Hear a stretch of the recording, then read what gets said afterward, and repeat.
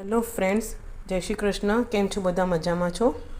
હું આજે બનાવું છું બ્રેકફાસ્ટમાં ગાર્લિક બ્રેડ.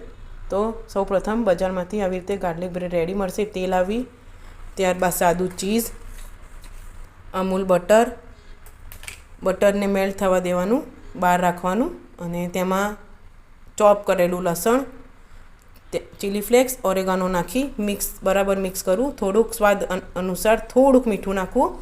ત્યારબાદ ગાર્લિક બ્રેડ ઉપર બેટર લઈ આનું બટરનું બનાવેલું તે આ રીતે ગાર્લિક બ્રેડ પર સ્પ્રેડ કરવું.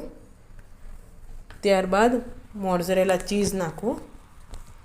મોઝરેલા ચીઝને ફ્રીઝરમાં રહેવા દેશો તો તે લાંબા સમય સુધી રહેશે. ત્યારબાદ આ રીતે ચીઝને